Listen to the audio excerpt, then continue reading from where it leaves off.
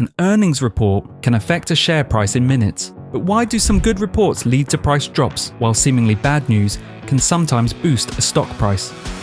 The answer lies in market expectations. Following an earnings announcement, stock prices move based on how actual results compare to market and analyst expectations. Beating expectations often leads to price increases.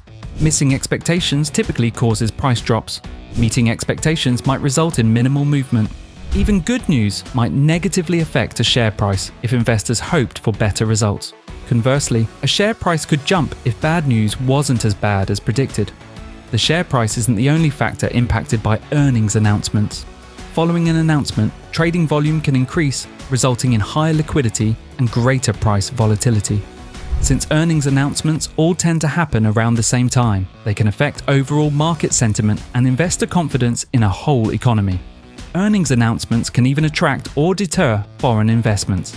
Understanding how earnings reports impact stock prices is critical to planning and risk management around earnings season.